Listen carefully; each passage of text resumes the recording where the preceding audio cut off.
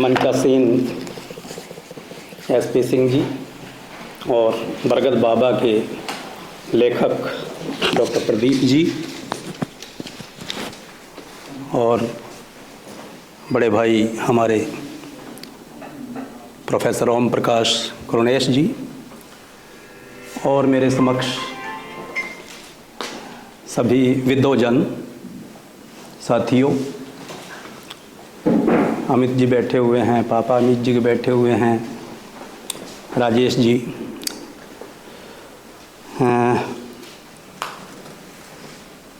सबसे पहले तो मैं इस मंच से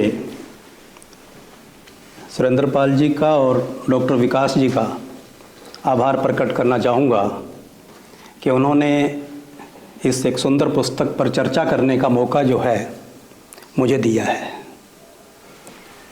आपका फ़ोन आया तो मैंने कहा कि आपने कहा कि एक पुस्तक है, उसकी अगर समीक्षा करो तो अच्छा लगेगा। तो मैंने कहा कि पता नहीं मैं उसके लिए योग्य हूँ या नहीं, क्योंकि समीक्षा का काम जो होता है बड़ा एक टेक्निकल सा काम होता है और पुस्तक को पढ़ के ही कुछ मैं बता सकता हूँ कि इसमें कुछ मैं कह सकता हूँ या नहीं कह सकता। तो फिर डॉक्टर विकास जी जो हैं वो पानीपत आए हुए थे और उन्होंने ये पुस्तक मेरे को पहुंचवाई। एक और भी आकर्षण था इस मंच पर आने का, और वो था ये डॉक्टर रविंद्र गासो से जुड़ी हुई यादें और उसका स्नेह। इससे पहले भी मैं इस मंच से जो है एक व्याख्यान बहुत पहले दिया था, और व्याख्यान था विकास बनाम विश्व पर्यावरण संकट, इस पे दिया था। और उस समय गासो जो हैं, आप भी उसके आयोजक थे, बहुत अच्छा लगा था उस समय। अंथक योद्धा थे, इसमें कोई शक नहीं है, सब लोग जानते हैं इस बात को, यहाँ बैठे हुए तो उनकी भावनाओं से जुड़े हुए हैं। तो मैं भी कहीं ना कहीं बहुत गहरे तौर पर उनसे जुड़ा रहा हूँ और इस संस्थान की पिलर कहूँ या आत्मा कहूँ, उससे उनका संबंध रहा है। तो इसलिए यहाँ आना जो है और भी अच्छा लग रहा था मुझे, आदेश के साथ साथ आपके। Professor TR. कुंडू जी थे उस समय, और आप थे, ओम प्रकाश जी थे और दूसरे साथी भी थे। पुस्तक मिली, आप सभी जानते हैं पुस्तक ये है, जिन्होंने नहीं देखी है। पुस्तक के आवरण के ऊपर एक बरगद जो है उसकी शाखाएं दिखाई हुई हैं और एक बहुत सिंपल सा आवरण है, लेकिन जितना सिंपल है उतना ही गहरा भी है। हिंदी भाषा में है, बहुत बड़ी नहीं है, आप देख रहे हैं 135 के आसपास इसके पृष्ठ हैं और अपनी ही तरह की रचना है। लेखक प्रदीप जी से जो परिचय है वो इस पुस्तक से ही हुआ है, इससे पहले मेरा कोई परिचय लेखक से नहीं है। इस पुस्तक के पीछे लिखे हुए परिचय से ही पता लगा कि आप डॉक्टर हैं, चिकित्सक हैं। चिकित्सक हैं तो स्पष्ट है कि आप जो बीमार लोग हैं उनके दुख निवारण में एक बहुत बड़ी सामाजिक भूमिका निभा रही हैं।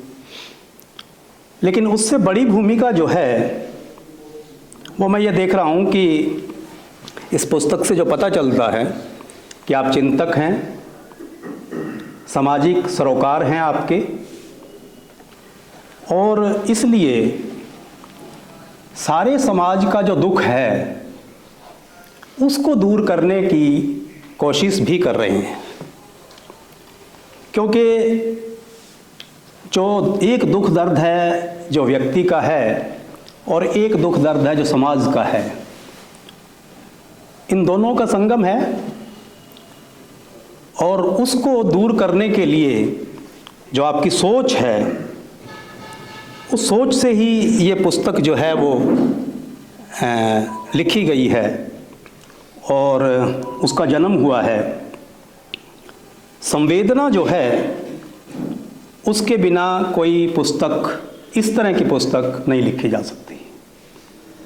दूसरी बात, संवेदना जिसमें होती है वो तो कवि होते हैं, कहानियाँ लिखते हैं, उपन्यास भी लिखते हैं, लेकिन आपकी सोच जो है वो वैज्ञानिक और तार्किक है, और वैज्ञानिक और तार्किक सोच होने के कारण इस रचना का जन्म हुआ है।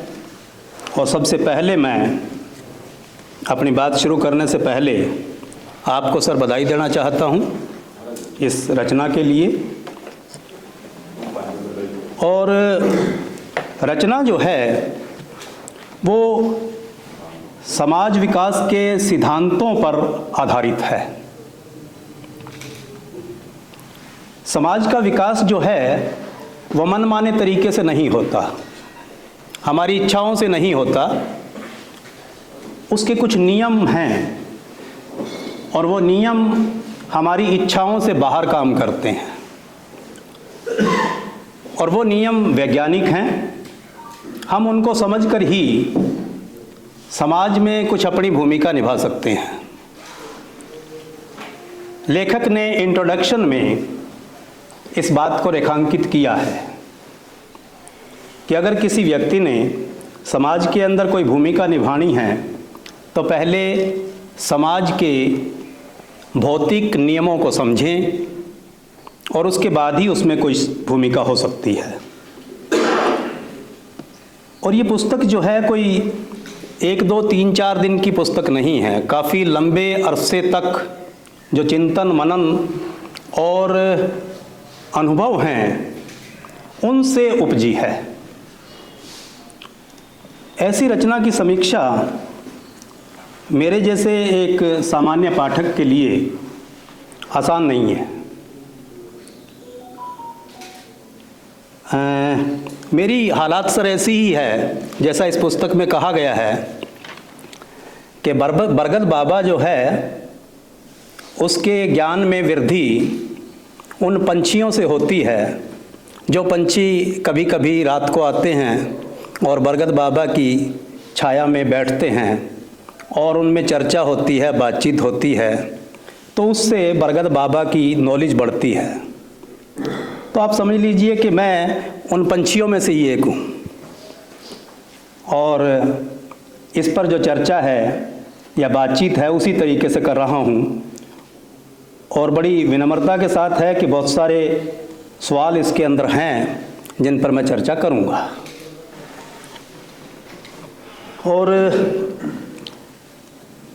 मानव समाज की जो विकास यात्रा है वो अपने अंदाज में पेश करते हुए बरगद बाबा को चुना है। ये मेरे सामने एक सवाल था कि बरगद बाबा ही क्यों चुना गया, कुछ और प्रतीक क्यों नहीं लिया गया। तो फिर मैंने पढ़ते पढ़ते पाया कि बरगद बाबा जो है वो तो बहुत दीर्घ संचित ज्ञान के प्रतीक हैं, और वो स्वयं रचनाकार भी हो सकते हैं, ये भी बरगद बाबा हैं, और वो सिद्धांत भी हो सकता है जो समाज की व्याख्या करता है। दोनों रूपों में ही हम बरगद बाबा को समझ सकते हैं। सिद्धांत के अंदर भी चर्चाएं होती है और उसकी व्याख्याएं होती है, और जो ऐसी पुस्तकें लिखते हैं, सिद्धांतकार होते हैं, वो भी बरगद बाबा हैं। तो इसलिए एक बरगद बाबा जो है उसको चुना गया है। और बाबा बातचीत किन से कर रहे हैं? बातचीत कर रहे हैं आज की उस युवा पीढ़ी से जो सिस्टम से निराश है, उससे बातचीत कर रहे हैं। रवि एक स्कूल का विद्यार्थी है और जो स्कूल के अध्यापक और जो शिक्षा की प्रणाली है उससे दुखी है। दुखी इसलिए है कि इतिहास जो है वो कैसे पढ़ाया जाता है। अमित जी बैठे हैं, और इतिहास पढ़ाने में, मैं खुद इतिहास का विद्यार्थी हूँ, राजा महाराजाओं की कहानियों पर जोर देते हैं, बहुत सारे तथ्यों पर जोर देते हैं और नाम पे जोर देते हैं, तिथियों पे जोर देते हैं। लेकिन एक वो सोच या वो समझ जो है वो हम कितनी पैदा कर पाते हैं, ये क्वेश्चन मार्क है। कारण यह है कि अगर हम सामाजिक विकास के उन नियमों के साथ तथ्यों की व्याख्या करते जाएं तो वो इतिहास जो है वो इतिहास और सामाजिक विज्ञान दोनों की भूमिका अदा करता है। लेकिन आम तौर पर ऐसा होता नहीं है, ये बात सही है। और इसलिए बहुत सारे विद्यार्थी इतिहास के नाम से ही आतंकित हो जाते हैं। पुस्तक में 23 अध्याय हैं, उनमें से पहले 3 अध्याय जो हैं वो इस रचना के प्रवेश द्वार हैं।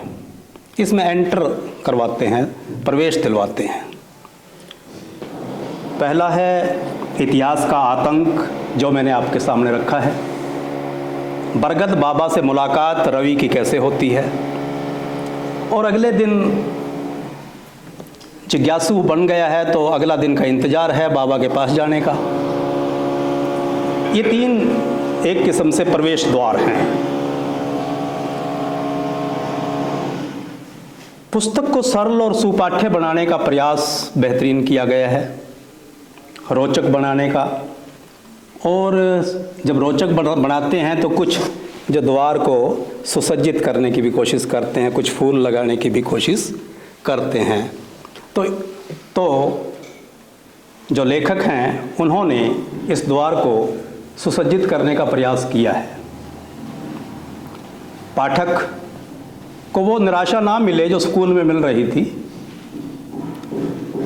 और अगर इसको उससे हटा कर देखूं तो बहुत सारे व्याख्याकार होते हैं, खास करके सामाजिक विज्ञान की जो व्याख्याएं करते हैं। ज़रूरी नहीं है स्कूल में, ऐसे संस्थानों में भी वो बड़ी खुश्क सी होती है। और खुश्क होने के कारण जो यहाँ भी सुनने आते हैं वो भी ये कहते हैं कही तो बात बहुत अच्छी थी पर थोड़ी कम ही समझ में आई। एक उससे भी ये बेसिकली वो है ये बात कि हम सामाजिक विज्ञान की जो व्याख्या है वो करते वक्त क्या उसको रुचिकर बना पाते हैं या नहीं बना पाते। तो इस चैलेंज को प्रदीप जी ने देखा है और स्वीकार किया है और कुछ साहित्यिक रंग जो है वो देने का प्रयास किया है। मैं ये तो नहीं कहूँगा कि पुस्तक पूरी तरह से साहित्यिक हो गई, नहीं, साहित्यिक तो नहीं हो पाई। अब जब मैं मान लो साहित्यकार की तरह काम करने लगूँ तो नहीं कर पाता हूँ, तो ये चीज़ तो नहीं है। लेकिन साहित्यिक रंग देने का जो प्रयास है वो उसमें मिलता है।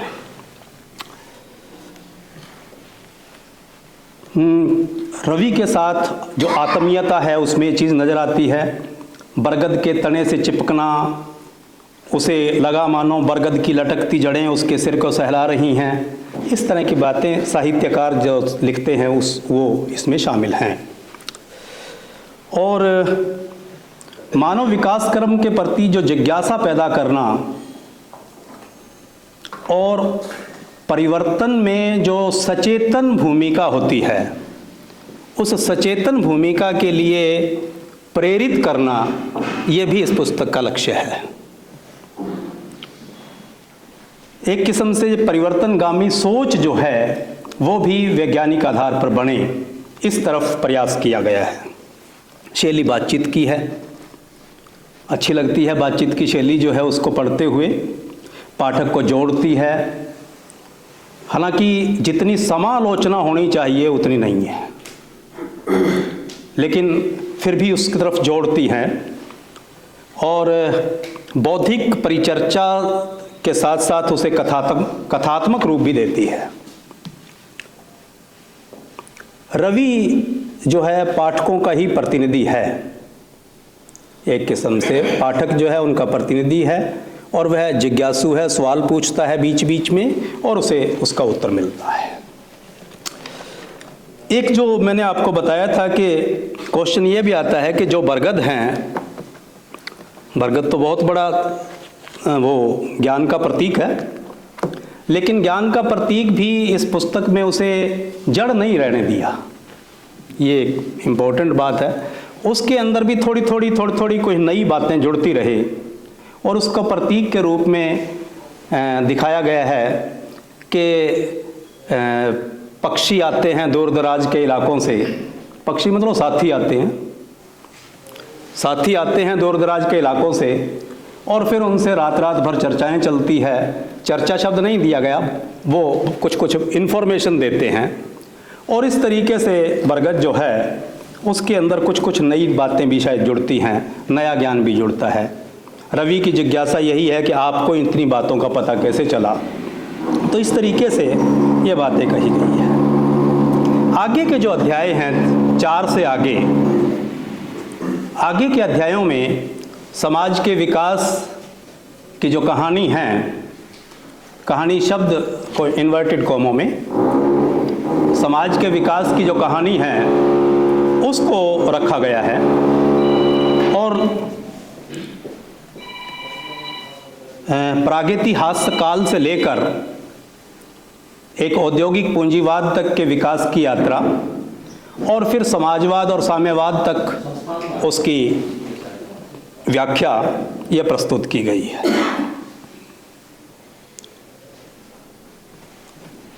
विज्ञान की तरह कुछ नियम जो हैं इसमें जो काम करते हैं उस पर जोर दिया गया है। घटनाक्रम को वैज्ञानिक तरीके से समझाया जाए और दिशा बताई जाए, ये कोशिश की गई है।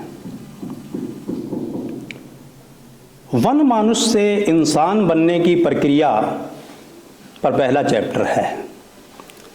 वन मानुष इंसान बनने से पहले जो वानर दल था उसे वन मानुष कहा जा सकता है।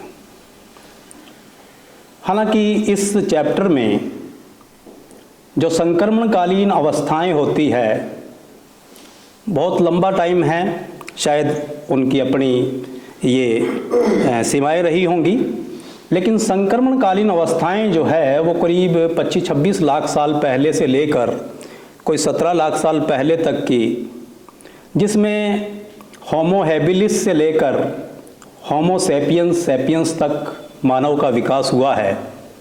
और ये जो अवस्थाएं हैं, इन अवस्थाओं को अगर और स्पष्ट किया जाता तो जो इंसान बनने की प्रक्रिया को और बेहतर बनाया जा सकता है। होमो हैबिलिस, होमो शब्द मानव के लिए यूज़ हुआ है और हैबिलिस का मतलब है औजार बनाने वाला प्राणी। यह औजार बनाने वाला प्राणी जो है वो अंततः एक सोचने समझने वाला प्राणी बनता है। ये यात्रा है जो वन मानुष से इंसान की, जिसकी यात्रा कहा जा सकता है। और इस बीच बहुत सारी तरह के उपकरण हैं पत्थर के, जिनको कोर टूल या फ्लैक्स कहा गया है, इनसे औजार बने हैं। शुरू के जो औजार हैं मनुष्य के, वो एक पत्थर को, अनगढ़ से पत्थर को दूसरे पे मार के जो पत्थर टूटा हुआ है वो औजार है। और बाद में जो उस पत्थर की चरपटें उतरी हैं, ब्लेड्स उतरे हैं, फ्लैक्स उतरे हैं, उनसे औजार बनाए गए हैं। इन औजारों के साथ मनुष्य का श्रम जो है, मेहनत जो है, उसका लाखों सालों का एक डायलेक्टिकल रिलेशन है। इस रिलेशन ने ही उसे सीधा खड़ा किया। इसी रिलेशंस ने उसके हाथ स्वतंत्र किए और इसी रिलेशन ने उसके शरीर की क्षमताओं को और आगे बढ़ाया और मस्तिष्क क्षमताओं को बढ़ाया। इस बात पर विचार किया गया है इस पुस्तक के अंदर। इसमें लेखक ने हाथ, गला और मस्तिष्क के विकास में सामूहिक श्रम की क्या भूमिका है, इस पर ज़्यादा जोर दिया है।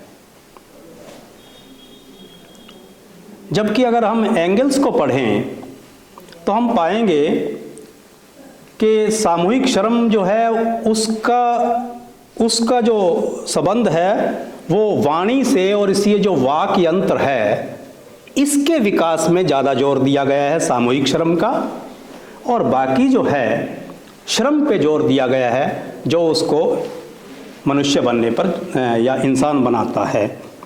और इसके साथ साथ आहार क्षेत्र जो हैं, कौन से क्षेत्र में वो वन मानुष रह रहा है, ये बात भी बड़ी इम्पोर्टेंट है।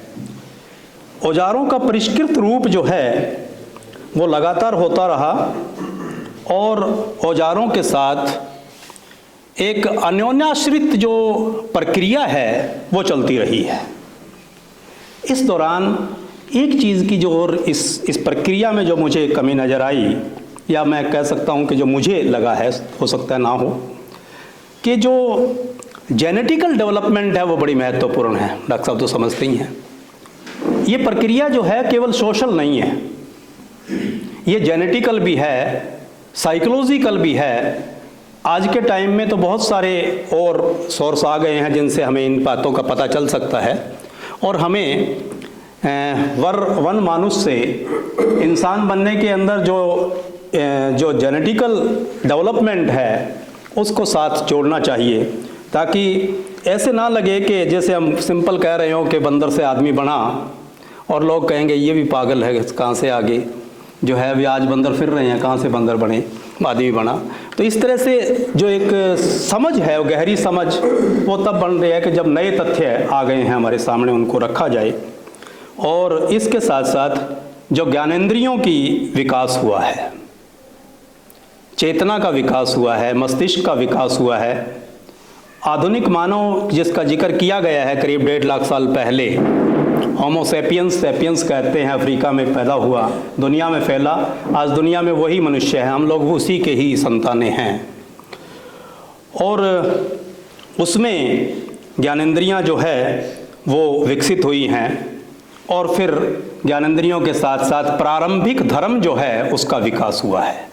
पुस्तक में प्रारंभिक धर्म का विकास के ऊपर भी बात की गई है।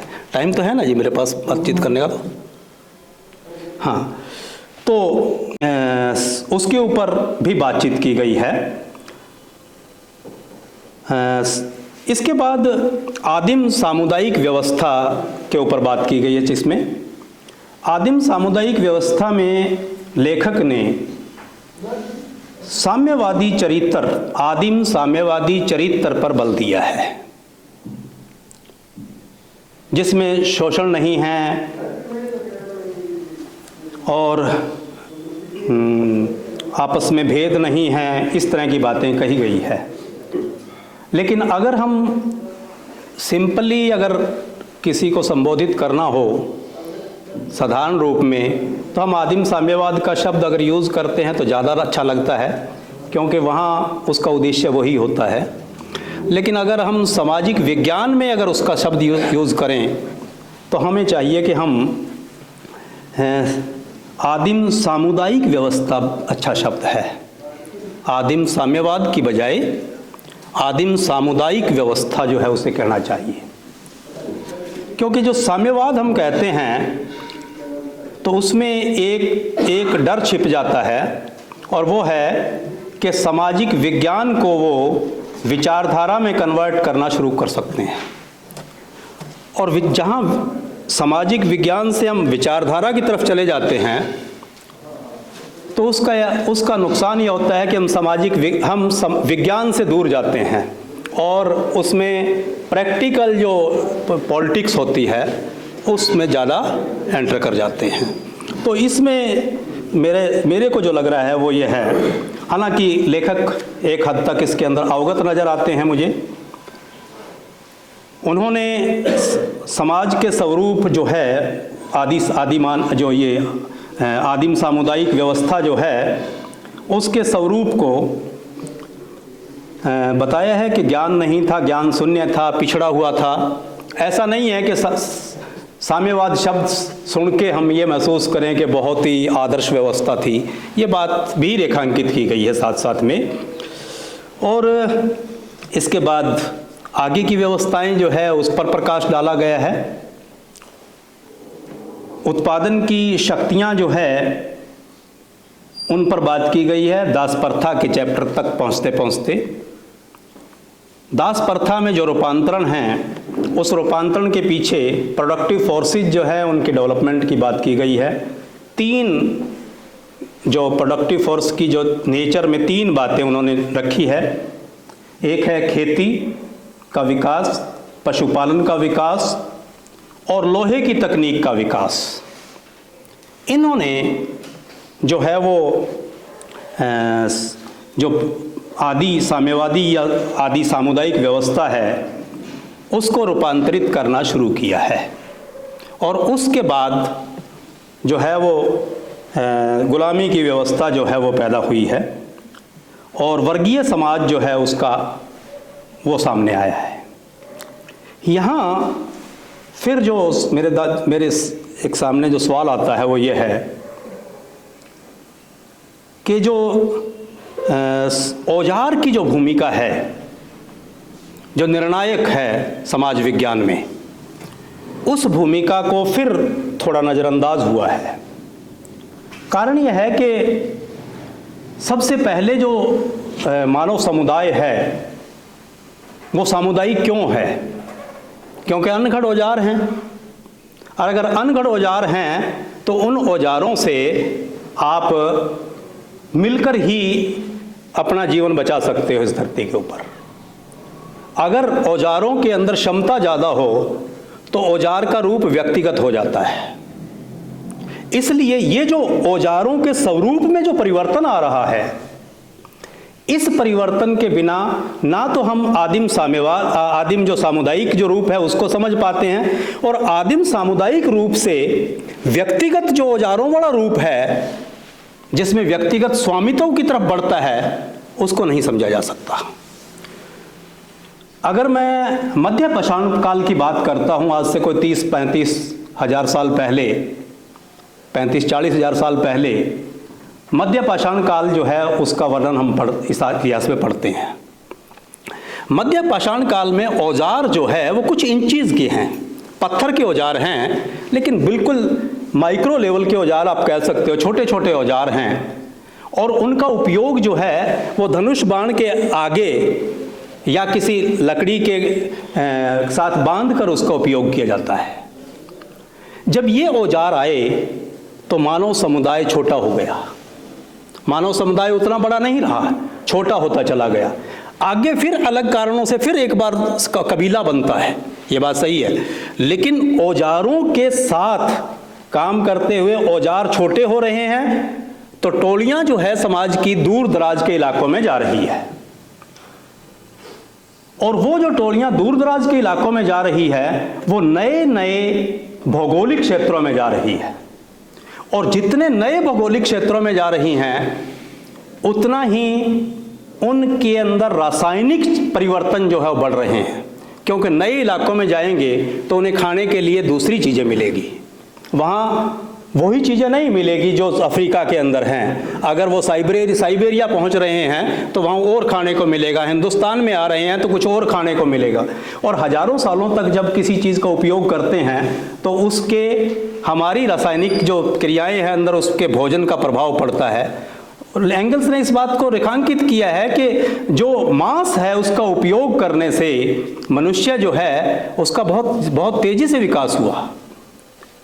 तो ये जो अलग अलग इलाकों में अलग अलग चीज़ें खाई गई हैं उससे परिवर्तन आना और छोटे औजारों से परिवर्तन आना, इस रूपांतरण में हमें और स्पष्ट करने की ज़रूरत होनी चाहिए ताकि ये समझ में आए कि विकास जो है वो हमारे जो भौतिक औजार हैं उन औजारों के स्वरूप में परिवर्तन करने से मनुष्य और मनुष्य के साथ साथ उसके बनते हुए समाज में परिवर्तन जो है वो आते हैं। यहाँ हम देखते हैं कि जो ही व्यक्तिगत औजार बनने शुरू हुए तो मातृ प्रधान जो समाज था पहले शुरुआती दौर में, खेती की शुरुआती दौर के अंदर, वो मातृ प्रधानता का समाज जो है वो पितृ प्रधानता की तरफ और फिर पितृ सत्तात्मकता, ये बहुत अच्छे तरीके से इस किताब में दिया गया है कि मातृ प्रधानता है, मातृ सत्तात्मक नहीं है। दोनों चीज़ों में अंतर दिखाया गया है। मातृ सत्तात्मक सत्ता नहीं थी, वो तो प्राकृतिक समाज का एक रूप के अंदर जो है वो प्राकृतिक श्रम जो विभाजन होता है उसका रूप है। सामाजिक श्रम विभाजन जब से आगे बढ़ता है औजारों के स्वरूप के बदलने के साथ, तो सामाजिक श्रम विभाजन जो है उसमें मातृ प्रधानता पीछे जाती है और पितृ प्रधानता आगे बढ़ती है और उसके बाद पितृ सत्तात्मक सत्ता स्थापित होती है। और इसमें औजारों की भूमिका है, हल का उपयोग है श्रम विभाजन में, और जो कबीले के अंदर सामूहिक संपत्ति थी वो सामूहिक संपत्ति धीरे धीरे पुरुष प्रधानता समाज में संपत्ति के मालिक जो है वो होने लगे और इसका प्रभाव उसके कबीले के अंदर का जो संरचना है उस पर भी पड़ा। संरचना पे गोत्र व्यवस्था और कबीले के अंदर ही पहचान बन रही थी और फिर गोत्र जो व्यवस्था है उसके अंदर शादी सिस्टम जो है उसकी बात आती है। तो जो प्रॉपर्टी जो है, जितनी भी सामूहिक संपत्ति है उसकी महिला जो है वो अधिकारी है, उसकी बजाय कैसे पुरुष उसका मालिक बनता है, ये बड़े अच्छे तरीके से दिया गया है लेखक ने। इसके साथ साथ एक बहुत अच्छी बात और कही गई है यहाँ पे किसी चैप्टर में, उत्पादक शक्तियों का विकास कैसे होता है, इस बात को रेखांकित किया गया है और ये बताया गया है कि जो ये इंसान के अंदर एक बुनियादी प्रवृत्ति है सुधारने की चीज़ों को, और लगातार उसकी कोशिश होती है कि किसी तरीके से जो काम थोड़ा जल्दी हो जाए, अच्छा हो जाए, ज़्यादा उससे बेनिफिट मिले। और ये जो प्रवृत्ति है, इस प्रवृत्ति के साथ उत्पादन के जो औजार हैं उसके और जो उत्पादन के साधन हैं उनका विकास होता है। इसमें तो कोई दो राय नहीं है कि आज भी हम देखते हैं कि इस चीज़ का प्रभाव हम देखते हैं कि हर नित्य नई आविष्कार हो रहे हैं, AI आ रही है या दूसरी चीज़ें आ रही हैं, तो उसके अंदर इस बात का जो है वो प्रभाव है कि हर नई चीज़ और अच्छी और ख़ास करके कंपटीशन में, तो ये चीज़ पे रेखांकित किया गया है। आगे का जो विकास है इसमें मैं बहुत लंबा तो नहीं जा पाऊंगा इसमें क्योंकि हर एक को उसका है। तो दास प्रथा से सामंतवाद में जो परिवर्तन है, सामंती व्यवस्था जो है उसके अंदर किस तरह का शोषण का रूप है, संघर्ष का रूप है, दास प्रथा जो है उसके अंदर किस तरह से बलशाली तरीके से लोगों को दास बनाया गया, लेकिन साथ ही निचले पैराग्राफ के अंदर ही दिखाया भी गया कि यह आदिम साम्यवाद से अगली मंजिल है। इसको हालांकि उसके अंदर दास गुलाम हैं, लेकिन गुलामी के बावजूद भी इसको एक प्रगति के रूप में माना जाना चाहिए, इस बात को भी रेखांकित किया गया है। आगे जो है वो सामंतवाद से पूंजीवाद की तरफ का विकास भी इसके अंदर दिखाया गया है।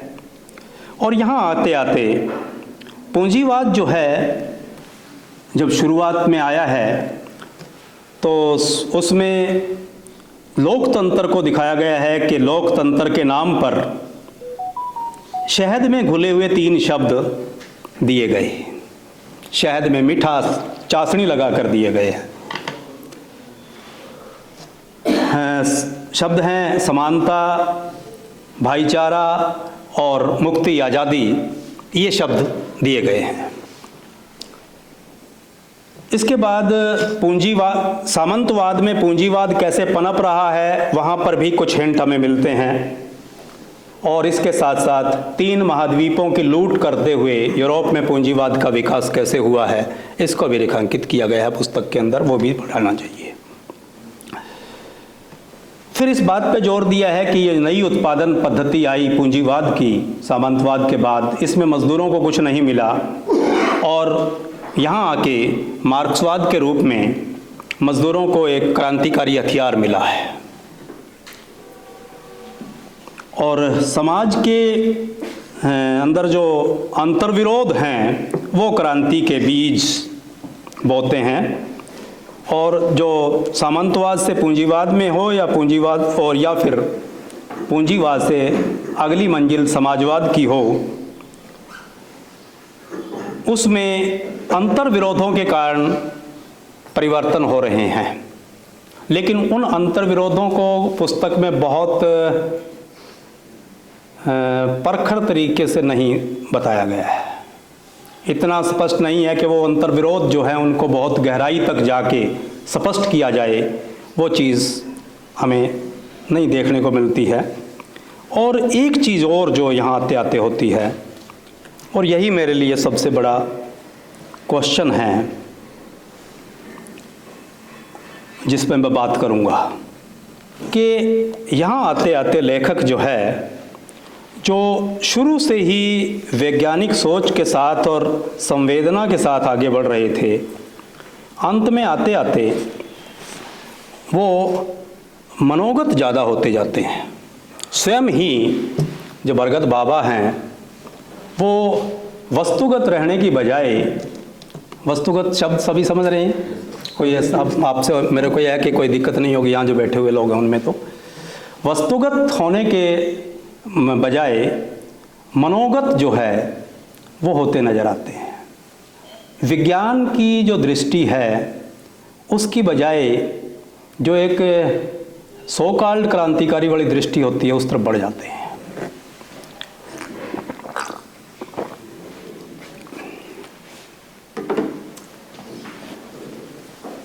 सो कॉल्ड शब्द इसलिए लगाना पड़ा है कि क्रांतिकारी कौन होता है, इस पे शब्द आता है। जो शुरू में पुस्तक में बताया गया है उसे क्रांतिकारी कह सकते हैं।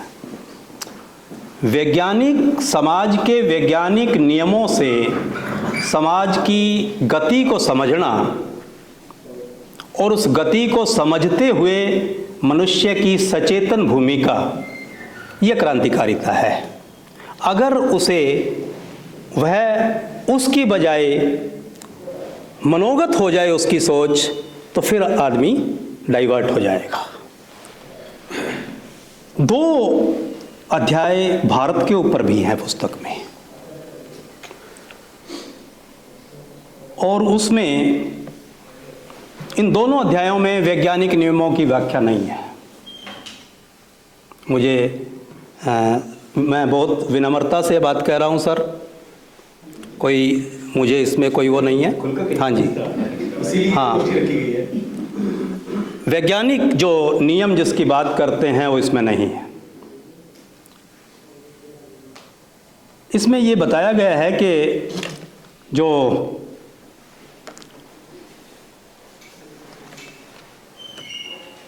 भारत में एक तो दास प्रथा नहीं आई है, गुलामी की प्रथा भारत में नहीं आई है, और दूसरा अभी तक ये 1921 में लिखी हुई, 2021 की प्रकाशन है मेरे ख्याल में, 2021 तक भारत में पूंजीवाद नहीं आया है। इन 2 बातों को रेखांकित किया गया है और बहुत गहराई से रेखांकित किया गया है। इसके पीछे जो कारण दिए गए हैं वो यह है कि मानवीय हस्तक्षेप से इतिहास की दिशाएं बदल गई। मानवीय हस्तक्षेप से यहाँ सामाजिक विकास के जो वैज्ञानिक नियम हैं उससे मानवीय हस्तक्षेप क्या है? मानवीय हस्तक्षेप एक तो यह है कि हड़प्पा के सभ्यता के बाद, या हड़प्पा सभ्यता जब चल रही थी उसके लास्ट फेज में आते हुए भारत में आर्यों ने आक्रमण किया, और उससे जो गुलामी वाली एक सामाजिक व्यवस्था आगे डेवलप होती जा रही थी, वो इस मानवीय हस्तक्षेप से उसकी दिशा बदल गई, और उसके बाद भेद पर आधारित जाति की व्यवस्था पैदा हो गई, और आगे वो जाति की व्यवस्था चलती रही लंबे समय तक।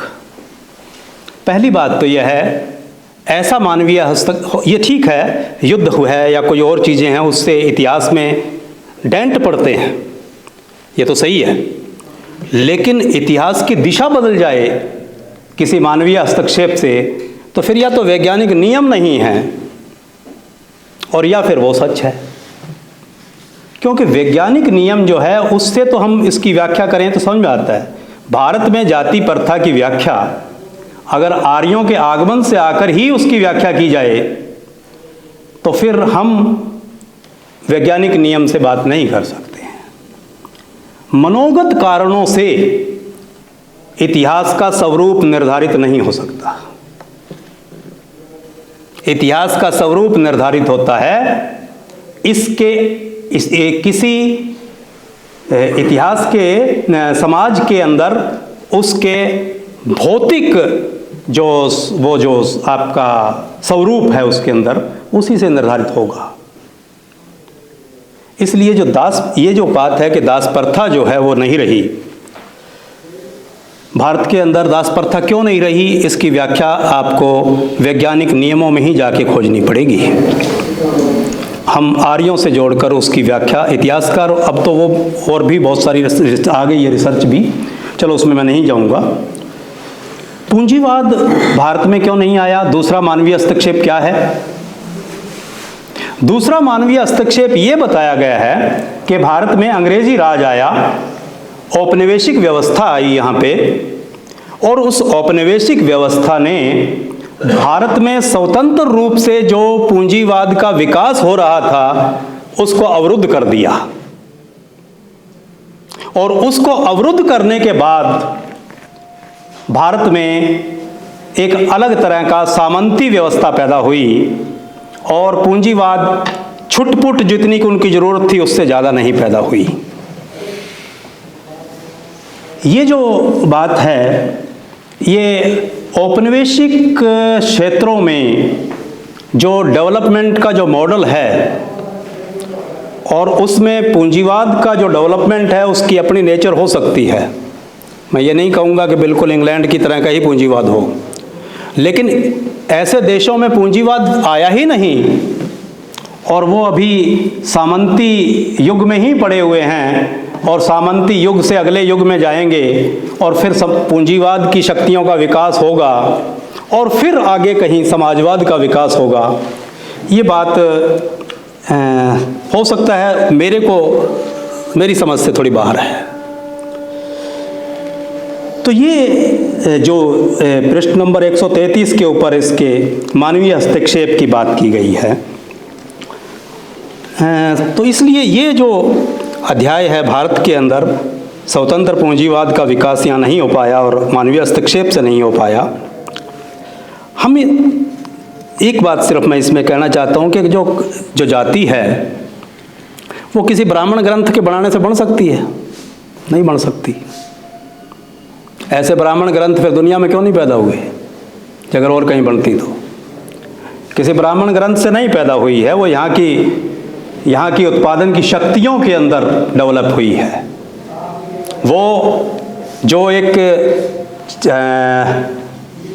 यहाँ का सुपरस्ट्रक्चर है और यहाँ का जो बेस है जिसकी आपने बात की है पूंजीवाद के संदर्भ में, उसके बीच एक डायलेक्टिकल रिलेशन से पैदा होती है।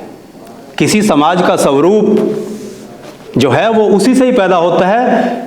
हमारी कमजोरी हो सकती है, मेरी कमजोरी हो सकती है कि मैं उसको किस लेवल तक खोज पाता हूँ, क्योंकि खोजना आसान नहीं है। अगर यही होता तो मार्क्स को भारत का अलग से अध्ययन करने की क्या जरूरत थी? वरना तो वो उसी तरीके से अध्ययन कर सकते थे। अगर दास प्रथा यहाँ नहीं आई है तो उसके पीछे उन कारणों की खोज पे जोर दिया जाना चाहिए, तब हम ज़्यादा बेटर तरीके से बाबा जो हैं वो उसको और ज़्यादा बेटर तरीके से उसको व्याख्या कर पाएंगे। अंत में पुस्तक के अंदर ये बताया गया है कि समाजवाद आया और समाजवाद का जो सपना है वो टूट गया, क्योंकि सन 1953 के बाद जो समाजवाद है उसमें धोखा हो गया और उसमें जो नीतियां थी या कुछ रणनीतिक गलतियां हुई, उसके कारण दोबारा से पूंजीवाद आ गया। लगभग 60 साल तक समाजवाद रहा और उसके बाद जो है वो दोबारा से पूंजीवाद आ गया, चीन के अंदर भी और रशिया के अंदर भी इस बात को रेखांकित किया गया है। सर, मैं जो समझता हूँ यहाँ पे, समाजवाद आने से विज्ञान खत्म नहीं हो जाता। जो नियम पूंजीवाद में काम करते हैं, सामंतवाद में काम करते हैं, दास प्रथा में काम करते हैं, आदिम सामुदायिक व्यवस्था में काम करते हैं, वो भौतिक नियम समाजवाद में भी काम करते हैं। अगर समाजवाद में उत्पादन की शक्तियों का विकास में कोई व्यवस्था बाधा बनने लग जाए तो वो व्यवस्था भी टूट जाती है। उसको नए उत्पादन की शक्तियों के साथ विकसित होना ही पड़ेगा, तभी वो बचेगा और उसी दिशा में जाएगा। समाजवाद कोई मन से स्थापित व्यवस्था नहीं हो सकती। वो पूंजीवाद के बुनियादी अंतर्विरोध का ही एक परिणाम है। और उसमें अगर हमें इतिहास की दिशा समझ में आ जाती है तो उसमें भूमिका निभाते हैं उस दिशा में आगे बढ़ाने के लिए, उस समाज को लाने के लिए। यहाँ आते आते लेखक जो हैं वो वर्ग संघर्ष की तरफ ज़्यादा बढ़ जाते हैं और विज्ञान पीछे रह जाता है। याद रखिएगा, वर्ग संघर्ष जो है वो बुनियाद नहीं है। वर्ग संघर्ष तो किसी विशेष ऐतिहासिक परिस्थिति की उपज है। अगर वर्ग संघर्ष नहीं भी है तो भी समाज के अंदर अपनी तरह से उत्पादन शक्तियां विकास करती हैं। इसलिए यहाँ जो है वो कुछ और स्थिति नज़र आती है। यहाँ मेरे दिमाग में एक पढ़ते हुए एक विशेष चिंता जो पैदा हुई वो ये हुई कि लेखक शुरू में जहाँ से शुरू कर रहे हैं बहुत संवेदना के साथ और बहुत ही ईमानदारी के साथ ये बात शुरू कर रहे हैं और अपने इंट्रोडक्शन में जिसको रेखांकित कर रहे हैं, अंत में जाते जाते यू टर्न क्यों हो जाता है? ये है क्वेश्चन। क्या कमजोरी हो सकती है? मैं उनकी ईमानदारी पे, उनकी संवेदना पे, उनके सामाजिक सरोकारों पे सोच ही नहीं सकता हूँ। जिस तरह की पुस्तक है, मैंने बताया मैं पहले नहीं मिला हूँ, लेकिन मैं नहीं सोच सकता हूँ। लेकिन अंत में जाते होते यू टर्न हो जाता है। और यू टर्न के अंदर मैंने भारत के तो एग्जाम्पल दिए ही आपके सामने। इसके साथ साथ जो रवि और जो दूसरे विद्यार्थी आ गए थे सुनने के लिए, उनकी सोच क्या बनी? उनकी सोच ये बनी है कि पूंजीपति ऐसे दुश्मन हैं जिनके साथ जैसे होता है दुश्मनी वाला व्यवहार जो है वो सामने आता है। पेज नंबर 126 पे लिखा गया, सपना आता है विद्यार्थी को, जो इस बात का संकेत है कि उसकी सोच कैसी बनी है। सपना आता है, कहता है, एक सपने में मैंने एक पूंजीपति को रस्सियों से बांध दिया और फिर हम सब ने उससे खूब काम करवाया। ये विज्ञान नहीं है। अगर ये सोच बन रही है तो ये वैज्ञानिक सोच नहीं पैदा हो रही। पूंजी की भूमिका क्या है? मार्क्स ने तो सारा जीवन ही पूंजी पे लगा दिया। पूंजी क्या है और पूंजी की गति क्या है और पूंजी की गति से समाज का निर्माण कैसे होता है, इस पर जाने की जरूरत थी। जबकि एक पूंजीपति व्यक्तिगत दुश्मन तो कुछ भी नहीं होता है। एक और विद्यार्थी कहता है, साम्यवादी समाज में आज के नेताओं से झाड़ू लगवाने का काम कर रहे हैं। तो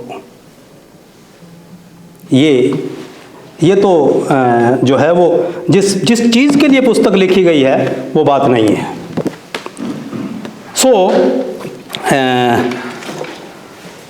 साथियों,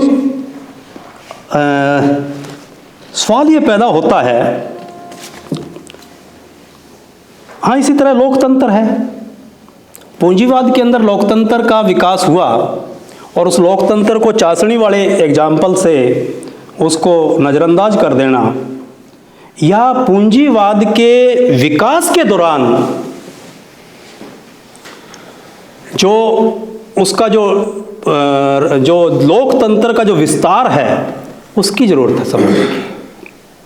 शुरू में तो सामंतवाद के खिलाफ लड़ता हुआ बुर्जुआ वर्ग जो है वो लड़ाई लड़ रहा है और वो बराबरी की बात कर रहा है, वहाँ उसका अर्थ अलग है। 17वीं 18वीं सदियों के अंदर जब वो डेवलप हो रहा है अलग है, लेकिन 19वीं सदी के अंदर आते आते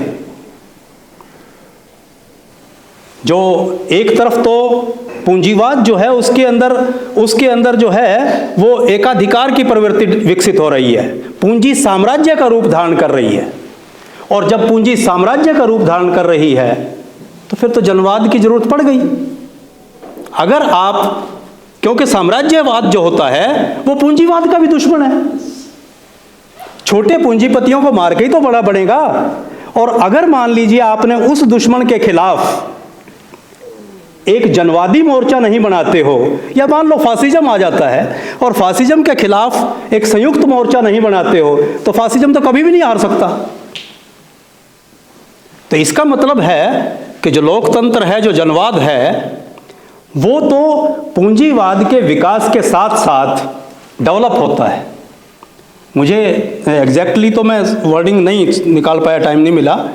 फ्रांस के अंदर पेरिस कम्यून की घटना है और उसके बाद में एंगल्स जो है उसकी इंट्रोडक्शन लिख रहा है, क्या है आपका नाम, वो है फ्रांस की, चलो पुस्तक मेरे ध्यान में आ जाएगी। उसके अंदर वो कहता है पेरिस की सड़कें चौड़ी हो गई है, अब मजदूर क्रांति नहीं कर सकेंगे। आप सोचिए आज का विकास कहाँ जा रहा है। एक सड़क चौड़ी होने को उसको भी एंगल्स नोट कर रहा है कि उसके बाद अब मजदूरों का विद्रोह को कुचलना बड़ा आसान हो गया है, सेना जा सकती है, बैरियर नहीं लग सकते। 1895 के आसपास की एक जो है वो मेरे ख्याल में कैपिटल फर्स्ट या थर्ड का कोई वॉल्यूम है, उसके अंदर जो एंगल्स जो हैं उसकी इंट्रोडक्शन लिख रहे हैं और उसके अंदर वो ये कहते हैं कि जो जर्मनी की सोशल डेमोक्रेटिक पार्टी है उसने इतने % वोट ले लिए हैं और अगर ये इसी दिशा के अंदर आगे बढ़े तो पार्लियामेंट्री सिस्टम से सत्ता में पहुंच सकते हैं। आप सोचिए कि जो चीज़ 17वीं 18वीं शताब्दी में जो चाशनी से भिगोए हुए शब्द हैं वो नहीं रह गए हैं। समाज के विकास के साथ साथ जनवाद जो है या लोकतंत्र जो है उसका विकास क्रम हो रहा है, और उसको अगर हम नहीं समझते हैं तो फिर जैसे सपने में दिखाया गया है उस तरफ जाएगा आदमी। हिंदुस्तान के अंदर 1950 में संविधान लागू हुआ, छोटी बात है क्या? एक ही झटके के अंदर अमीर से अमीर और गरीब से गरीब को वोटिंग राइट मिल जाना, ऐसा हिंदुस्तान के अलावा दुनिया में कहीं नहीं हुआ है। और जिन लोगों को ये समझना चाहिए था कि इतनी बड़ी बात है वो नहीं समझ पाए, और आज आप देख रहे हो क्या है। तो इसलिए ये जो लोकतंत्र है इसको पूंजीवाद के विकास में उसके जो भौतिक नियमों के विकास हो रहा है उसी का रिजल्ट के रूप में देखना चाहिए। कोई भावनात्मक रूप में देखने की मैं बात बिल्कुल किसी चीज़ की भी नहीं कर रहा हूँ।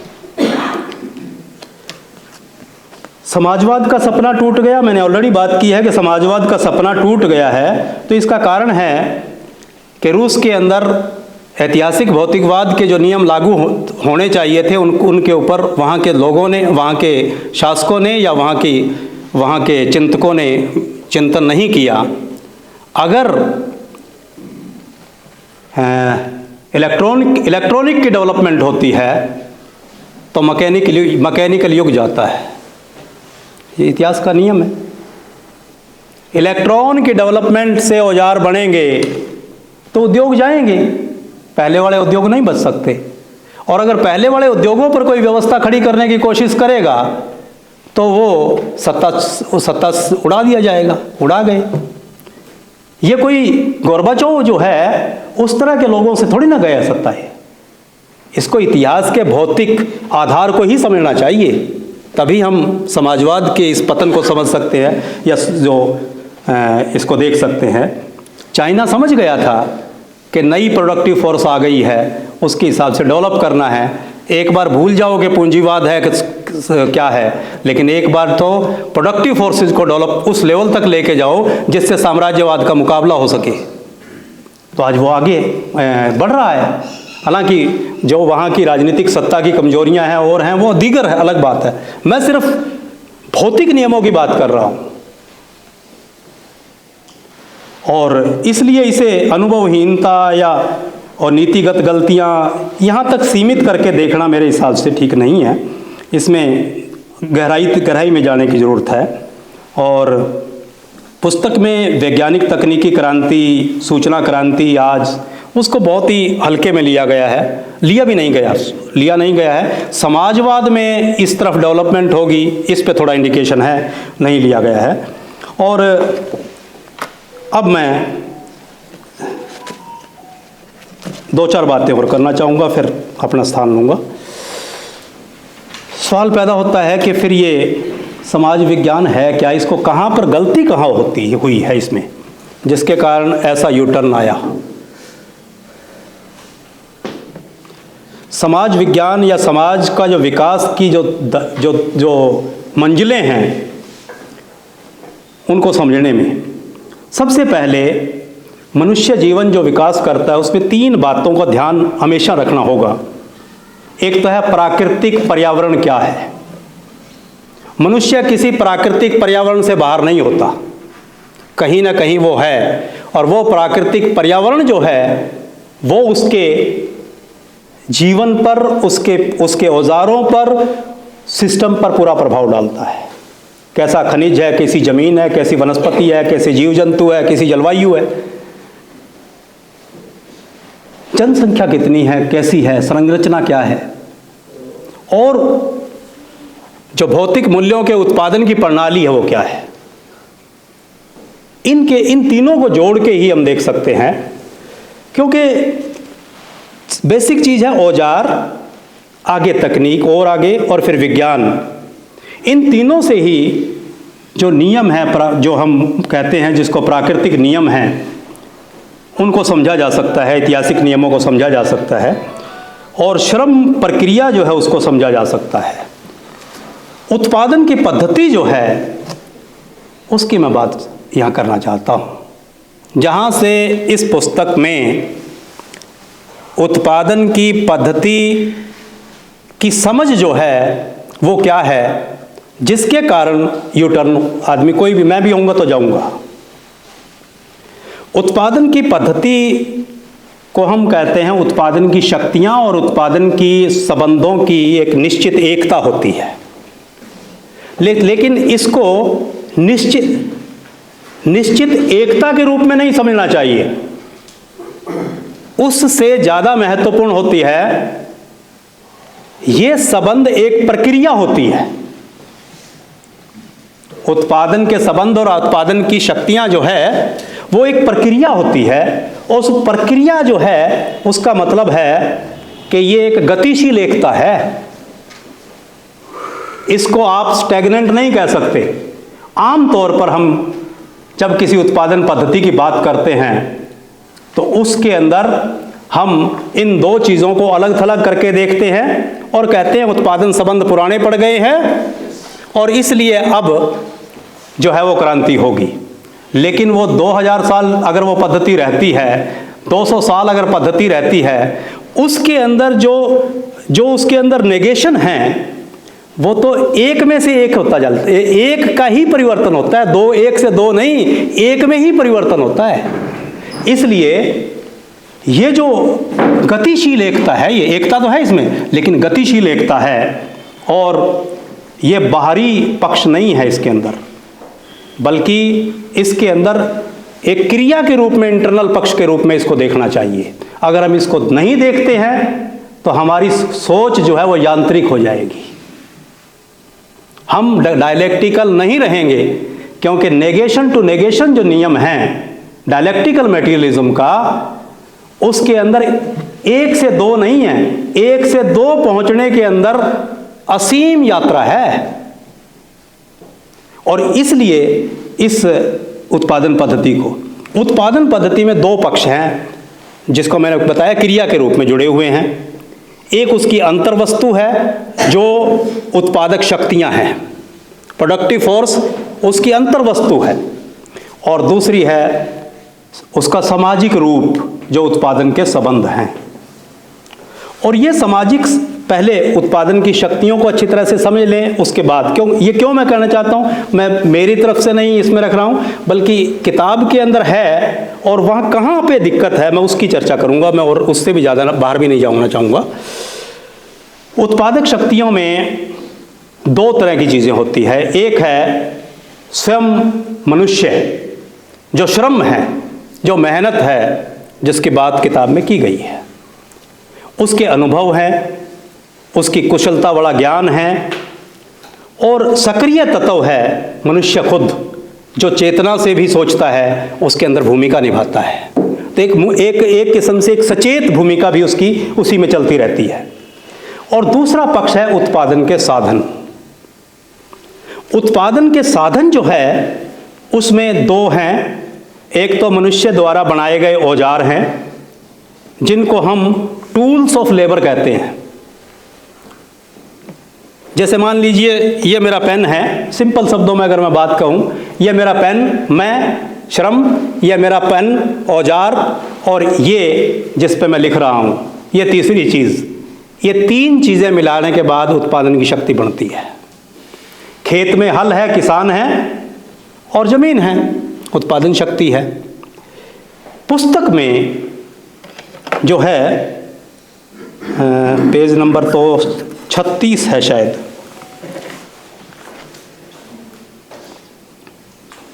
पेज नंबर 36 में उत्पादन की शक्तियां जो है उसमें सिर्फ केवल मेहनत करने वाले लोग और औजार दिखाए गए हैं।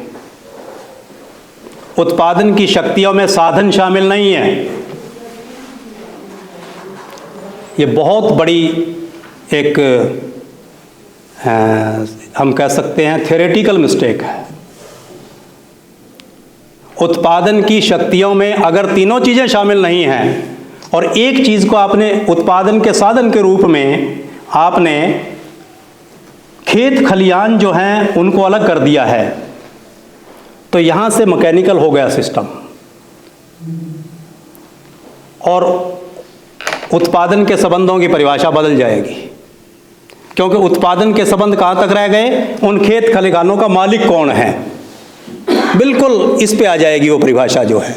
जबकि उत्पादन के जो साधन हैं उसमें औजार भी हैं और औजार जिस पर काम कर रहे हैं वो वस्तु भी है, वो खेत खलिहान भी है, वो मशीन भी है, वो भी इसमें शामिल है। और इसी का आगे चलकर एक परिणाम यह होता है कि पेज नंबर 116 पर जाते जाते उत्पादन की शक्तियों में केवल श्रमिक रह जाते हैं, औजार भी नहीं है, औजार भी उसके अंदर से गायब हो जाते हैं।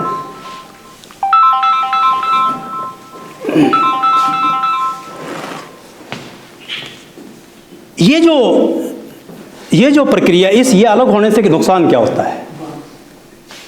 ये अलग होने से आपका जो उत्पादन की जो शक्तियां हैं वो फिर जाति की व्याख्या नहीं, क्योंकि आपने भारत के भूगोल को तो समझने की कोशिश ही नहीं समझी, वो तो उससे जोड़ दिया है कि मालिक कौन है, वहाँ तक जाएगी बात। भारत का भूगोल क्या है, हिमालय की भूमिका क्या है, मानसून पवनों की भूमिका क्या है, आपके अफगानिस्तान से लेकर और बंगाल तक जो मैदान फैला हुआ है, इतना उपजाऊ मैदान जो लाखों करोड़ों साल के नदियों से बना है, वो ही तो प्रोडक्टिव फोर्स का हिस्सा है। अगर उसको हम नहीं देख पाते हैं तो हम जाति की व्याख्या कैसे कर सकते हैं?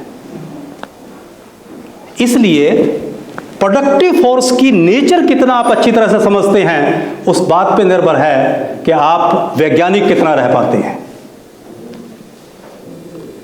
इसी तरीके से अब आते हैं उत्पादन के संबंधों की बात।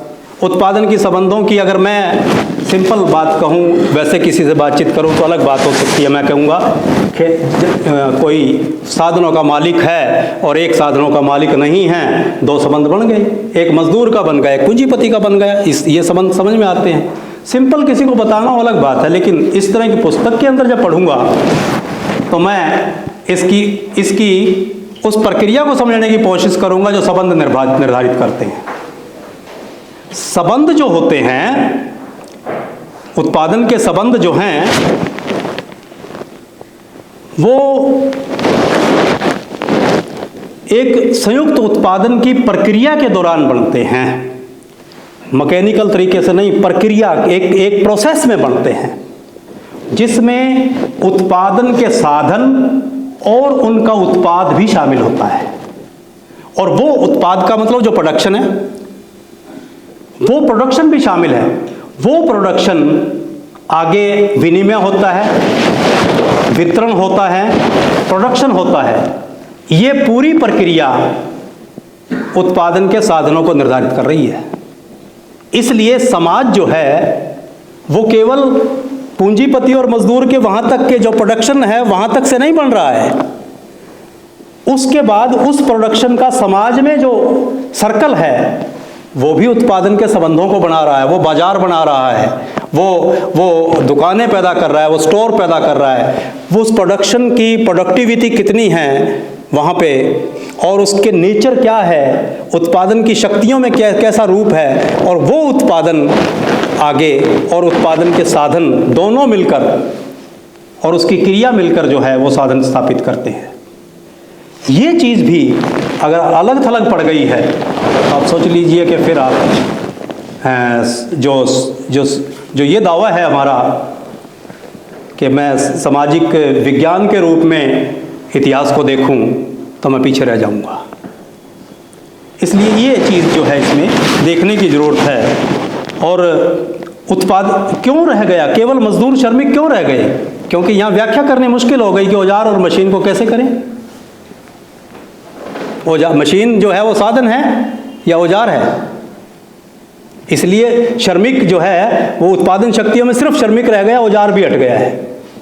और कारखाना जो है वो कारखाना का जमीन वगैरह वो तो समझ में आती है, उसका मालिक और सिर्फ श्रमिक जो है। और यहाँ आके श्रमिक और पूंजीपति वो दो वर्ग रह गए हैं, उनके बीच में वर्गीय संघर्ष जो है वो क्रांति का प्रतीक बन गया है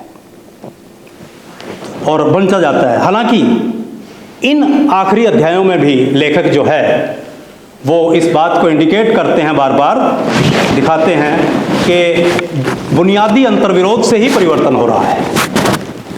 ये बात भी है कि मैं ये नहीं कह रहा हूँ कि नहीं, लेकिन जो वर्ग संघर्ष जो है उसको किस तरीके से एक समझ पैदा होती है, ये इस तरफ लेके जाता है। और ये जो वर्ग संघर्ष वाली बात है, ये पॉलिटिकल आइडियोलॉजी ज़्यादा हो जाती है। पॉलिटिकल आइडियोलॉजी ज़्यादा हो जाती है और समाज विज्ञान पीछे रह जाता है, इस बात में आता है। तो इसलिए जो हमें ज़रूरत इस बात की है, इस पुस्तक को पढ़ते वक्त, हालांकि लेखक हो सकते हैं मेरे से ज़्यादा गहन चिंतन है, क्योंकि कोई आदमी पाठक होता है उसकी बहुत कमजोरियाँ होती है, वो किसी एक आधे पक्ष को ही देख पाता है। तो लेखक बहुत गहन चिंतन के साथ और बहुत सारी गहरी बातों को समझते हैं और वो लिखते हैं। और हम तो मैंने बताया था पक्षियों वाली पोजीशन में होते हैं, और इसलिए इस तरह की बातें जो है जो हमें थोड़ी बहुत लगती है उसके ऊपर बात करता रहा हूँ और की है। पुस्तक में का जो उद्देश्य है, शैली है बहुत अच्छी है, उसको और ज़्यादा साहित्यिक बना के भी आप रख सकें, लेकिन साहित्य में विज्ञान ख़त्म नहीं हो जाना चाहिए। इस बात को बहुत ज़्यादा ज़रूरत है देखने की। और विज्ञान की बात हम करते हुए मनोगत ना हो जाएं, भावना में ना बह जाएं, क्रांतिकारिता में ना बह जाएं। क्रांतिकारिता बाद की बात है, रिजल्ट है वो, वो विज्ञान नहीं है। जरूरी नहीं है कि परिवर्तन जो है वो क्रांतियों से ही, संघर्षों से ही होते हों। नहीं, संघर्षों से जरूरी नहीं, बिना संघर्षों को भी परिवर्तन होते हैं। आप जो जातियों वाले समाज के अंदर भी परिवर्तन था, लेकिन वो परिवर्तन बहुत धीमा था। संघर्ष जो है वो एक संघर्ष जो है, जो संघर्ष है उसका रूप क्या है इस पे निर्भर है। एक संघर्ष बहुत धीमा धीमा धीमा धीमा एक होता जा रहा है। एक टाइम आता है जहाँ पे आके क्वालिटेटिव चेंज की बात आती है। उस समय सवाल यह है कि उस क्वालिटेटिव चेंज में जो लोग बाधा बनते हैं, वहाँ पे क्रांति के स्वरूप में ये बात आती है कि हथियार उठाने पड़ेंगे या वैसे ही परिवर्तन हो जाएगा। इससे पहले जो परिवर्तन है, नेगेशन है, गति है, उस गति को नज़रअंदाज करके नहीं चल सकते हम। तो इसलिए उस संघर्ष का जो रूप है वो कहाँ पे है वो हमें देखना चाहिए। तो मैं जिस तरह का प्रयास है वो बहुत सुंदर प्रयास है। मैं एक बार फिर लेखक को अपनी तरफ से शुभकामनाएं, बधाई देता हूँ। और जो मेरे दिमाग में कुछ कमियाँ तो मैं नहीं कहूँगा, कुछ चीज़ें जो मुझे लगी उस पे मैंने कहा है, और मैं समझता हूँ कि इस पर अगर चर्चा चलेगी तो मेरा भी ये जो भ्रांतियाँ हैं शायद ये दूर हो पाए।